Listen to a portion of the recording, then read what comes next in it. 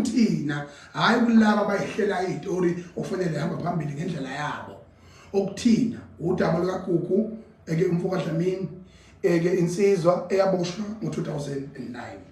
u2009 le insizwa yadonsa kwaze kwaba manje kunensizwa ke esicela ukuyibonga singayaziyo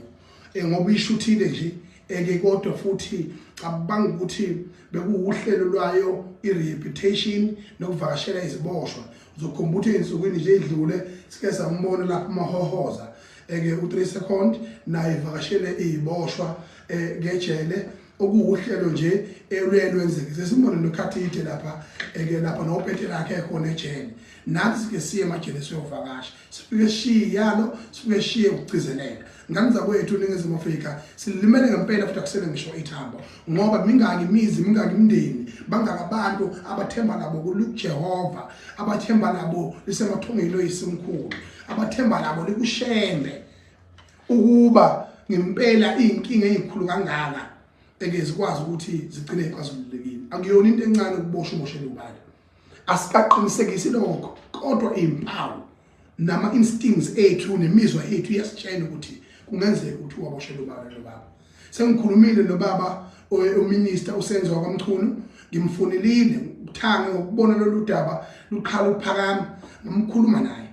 ngathi baba njengomuntu omlawuli kwezamaphoyisa naboboshiweyo ngicela ukuthi ubhekisise nani udaba oluthinta uGugu umfoka Dlamini ngathi ke uyena osewukhuluma noza kwabo lo phethe zamajele ngoba bahlangene lapha kweGNU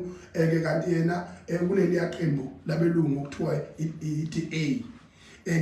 ophethe amajele ngakho kubaluleke kakhulu ukuthi njengamanje sitholile ke ukuthi sekuvele nogogo oshoyo ukuthi kuleminyaka ewu16 uGugu ebhadla idonsa ejele uyasukelwa uwasukelwa udade wabo ngoba enomona uGugu eyisebenzela kamnandi buthembelele ema-origin sebenze ihlahleni zama-origin uNkulunkulu wami uGugu ebekeka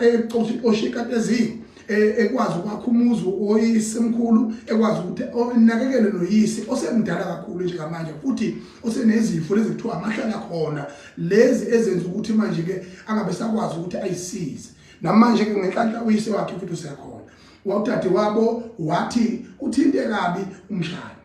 emveni kwalokho udumo lwakhe uGugu yaziwa ukuthi umuntu obehamba eshumayela izinkonzo ezikholelwa kodwa ke wabhecwa ngobende inyama engayidlanga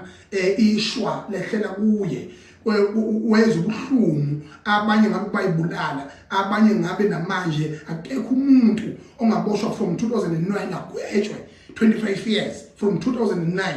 bese namhlanje elokhethi uyaphika futhi ngabe lo muntu uyavuma ngoba uzobona ukuthi ikhamera isuke yaya komunye ubaba lapho bethunga obe namazinto nje angaphelele ngiyaxolisa ubeka ukuthi mhlawumbe uneyisim cha enamobe namazinyo nje angaphelele ubaba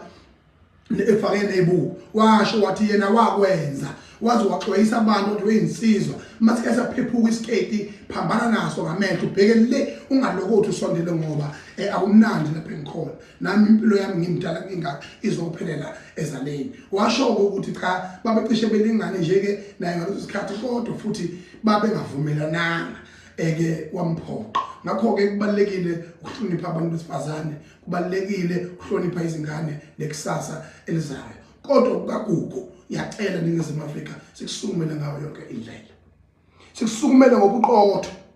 singasukumi ingxemu